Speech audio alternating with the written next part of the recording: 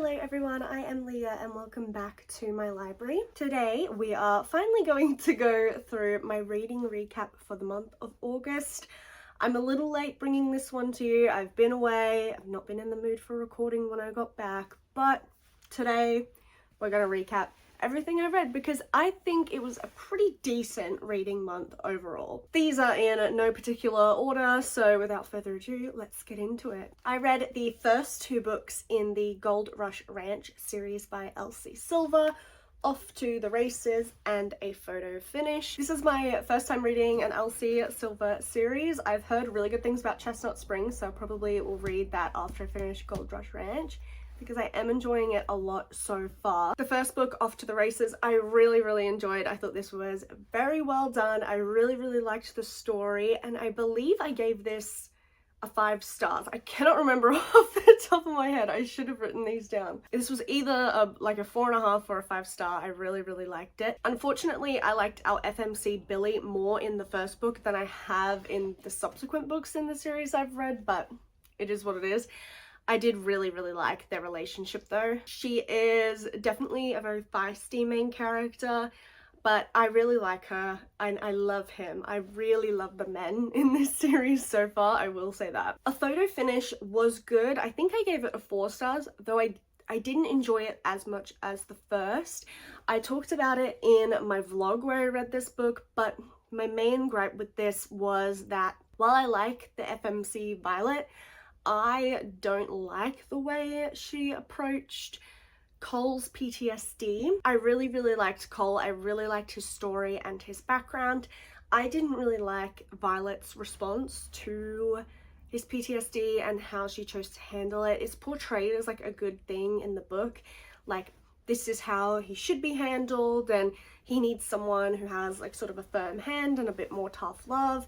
I personally just would have liked to have seen a little bit more sympathy with her, but I feel like I just feel that way because I have so much like personal experience in my own life with being around people who have PTSD. There's a way to deal with it where of course you're not like babying people and you're not like aggrandizing everything and being like, oh poor you. There's a way to do that, but also have sympathy for them, and I didn't love how Violet approached it, so that did sort of knock the book down a little bit in my opinion, but overall it was still very strong and I read it very quickly and I had a good time, so this was a 4 star. A Language of Dragons by SF Williamson. I was very excited for this book.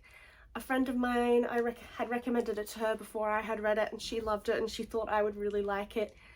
Unfortunately, this was just an okay read for me. I think I gave this a 3 or a 3.5 star from memory. It was fine, I just wanted more. There is a romance in here, but to me, it didn't really make sense with our characters. There just was not enough character development in this book for my liking. I just didn't care enough. Again, I go into my thoughts a little bit deeper in the vlog where I read this, but yeah, it fell a little flat for me. I think this might be enjoyed more for those on the younger side of YA. It almost is like a middle grade to me. Our main character for her age was also just far too immature, very self-absorbed. We do sort of get a little bit of that character growth in her towards the end, but it's just one of those situations where they have a caste system in place and she's like all the way through the book, but the caste system helps people even though she has blatant evidence in front of her eyes that the caste system is extremely destructive, and she's supposed to be a very smart, very intelligent person, but she just can't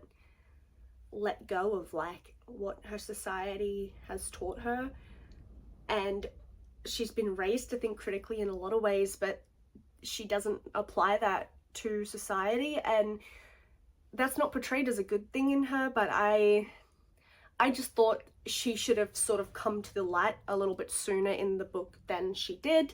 And again, the romance just far too underdeveloped. I just couldn't really bring myself to care too much about any of the characters, unfortunately, because it is a great premise and I wish I had liked it a bit more. One of my favourite reads of August and a book that very pleasantly surprised me was The Night and the Moth by Rachel Gillig. I really loved this book. I devoured it. I think I read it over the course of 2 days, and on the first day I wanted to keep going. I wanted to finish the book, but I try to be mature. I needed to go to bed early for work, and that night I dreamed about the book, which is how I usually know that it's pretty good. I really, really liked this. I've talked a little bit about how I enjoyed One Dark Window and Two Twisted Crowns at the time for what they were, but after I read the series and I had some time to think on it, it sort of fell in my estimation a little bit, and I did find it overhyped. Overall, that was a 3-star duology for me, but I am always willing to give authors a second chance, especially because I could recognize in the Shepherd King duology that she was an excellent writer, and that just perhaps that was not the series for me. This though was stunning. It's gorgeous. She is an excellent writer. The emotions in this are fantastic. The character work is excellent, and I absolutely adored this. It was beautifully done. That cliffhanger is crazy. I don't know when the next book is supposed to come, but oh my gosh, I can't wait to read it, and I hope Fairy Loot puts out a beautiful edition for the sequel as well, because yeah, not only is the contents of this book amazing, but this is a really stunning edition, and I just can't take my eyes off it when I'm around it, honestly. This is an adult fantasy romance. The fantasy system is very unique. There is an element of like that whimsy, naturalistic fantasy in it, as well as having a focus on the romance. I definitely would not say it's a romantasy. It is a fantasy romance. It hits that perfect blend for me. That is exactly what I'm looking for. I very, very much enjoyed it. I have a feeling in the second book we might even get a little bit more of that political intrigue that I always enjoy, so I can't wait. I can't wait. This was hands down a 5-star read. It's amazing, and I'm going to recommend it to everybody. Another adult fantasy that really impressed me was Swordcatcher by Cassandra Clare. This book had been on my TBR for over a year. For some reason, every time I saw it on my shelf, it really intimidated me. I don't know why. It was fantastic. I really, really enjoyed this book. It was very, very good. I think I was just so scared to get into it because like the entire Shadowhunters universe does have such like a special nostalgic place in my heart, and I was apprehensive about seeing what she could do in a series outside of that, because it's just always sort of been Shadowhunters, you know? But this was amazing. Cassandra Clare's strength, she has many strengths as a writer, but one of her great strengths is her world building, which is why a great thing about Shadowhunters is there's lots of like companion novels and things like that. Shadowhunters though is set it's in a contemporary setting, like it's low fantasy, it's in our world for the most part. It's modern for, like, especially Mortal Instruments was set in the modern day for the time that it was published. You have fantasy, but you also have elements of our own world in it, right? Swordcatcher is not a low fantasy, it is a high fantasy, it is set in its own world. There's definitely inspiration from real cultures, real languages, but it is absolutely fantastically done. High fantasy, I think, really suits her because it really gives you the ability to see, like, that broadness of her world building and how she considers everything, language development, history, everything like that. And yes, there's definitely influences from the real world, our lives, but she does it in a really, really great way while telling an awesome story. So I really, really enjoyed this. I loved all our cast of main characters. I love Kel, I love Connor, I love Lynn. Lynn was really fantastic. I really enjoyed sort of her culture and her people. I can really see it's influenced by Jewish culture, Jewish history, the experience of Jews across time. I definitely saw that influence, and again in the language development. Kel and Connor were fantastic characters. Connor is like so beautifully flawed, and I really, really enjoy him. And then Kel, of course, is just fantastic. I really, really love the character work in this book. Very excited to read Ragpicker King. I have the Illumicrate special edition on its way, so as soon as that arrives I think I'm going to read it. But yeah, I've heard great things about Ragpicker King too, so excited for that. But this book, very, very strong adult fantasy. I really enjoyed this from her, and I definitely recommend it. I have like a book delivery. I have a book delivery coming today, so every time I feel like I hear a car door, I'm like, is it my book? A dark romance now. We have Where's Molly by H.D. Carlton. This was a good, quick novella read. I quite liked this. I've talked about it before, but I prefer every other H.G. Carlton work over the actual cat and mouse duology. And again, I found that with Where's Molly. I thought this was good pace. I thought it was adequate. It gives you some answers as well. It's just a spicy dark romance journey. As always with her work, check trigger warnings, it's not for everyone, but I thought it was a good quick read, and like Satan's Affair, I find the novellas much better than the actual duology. I also picked up one of what is probably the most popular reads of this year, Shield of Sparrows by Devney Perry. This is a romantasy book. Definitely romance is the key driver of this plot. However, I did think the world development was pretty good and the magic system was strong. I liked the fantasy elements in this very much, but again, core romantasy, I can see more of the fantasy elements potentially picking up in the next book. But yeah, as with all very hyped books, I go in with a slither of apprehension, always considering that it might be overhyped, it might just not be for me.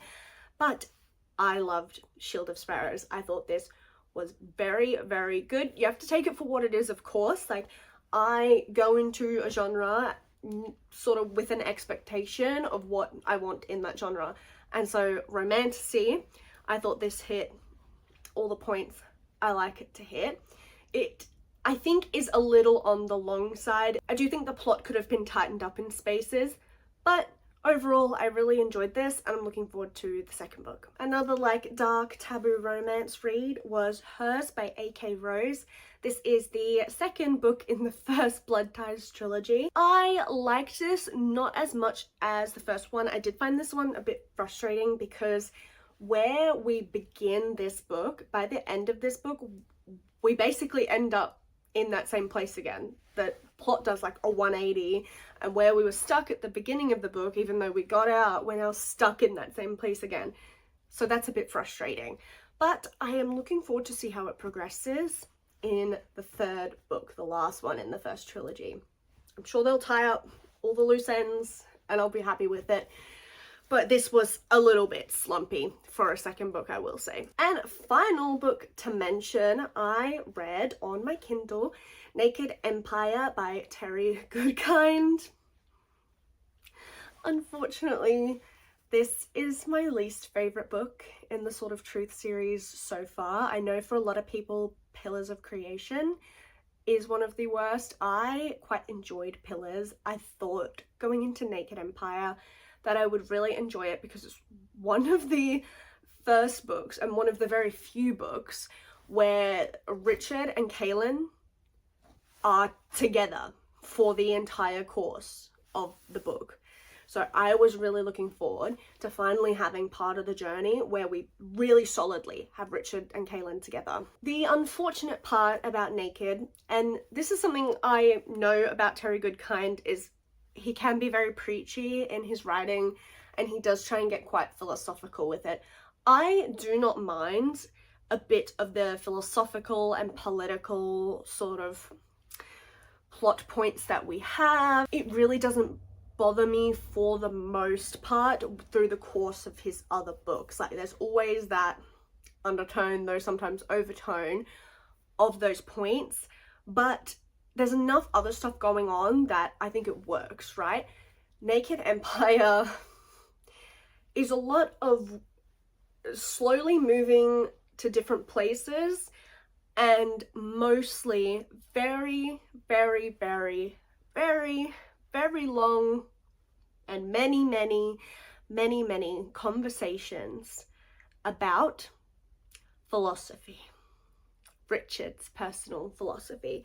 It is essentially a book of Richard lecturing everyone around him all the time. Richard's the smartest person in the room. And I hate to say that because I love my boy Richard, but this book really is, if you flick through it, pages and pages and pages of just Richard talking. So the beginning is a lot of like, Jensen's with them at that point, and so Jensen hasn't grown up around magic really and having an understanding of magic. That's like a key point of Jensen's character and her being a pillar of creation.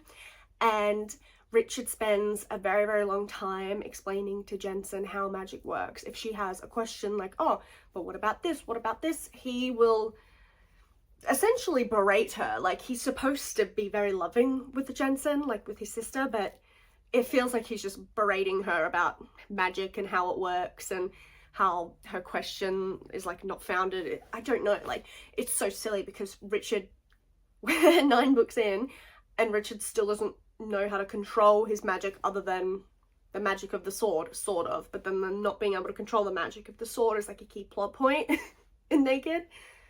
And then when they're finally like sort of separated from Jensen and he doesn't have someone who can lecture about magic so much, though he does it a little bit with Kaylin for some reason, like Kaylin's a confessor. There are then characters they run into from this land called Bandakar, and Bandakar is part of the old world and it has been like separated off from all of the rest of society forever, and they have a very interesting socialist-ish community. That it's a commune basically, and they have interesting sort of like sociological viewpoints in their society, and Richard just spends almost the entire book lecturing these people about acting for yourself, being your own person, you have to do what you need to do, and they'll say, oh, but what about this? And he'll go, you're wrong, you need to act for yourself. And I understand this is a key point of Richard's character, but it is essentially the entire book, him trying to convince people from Bandakar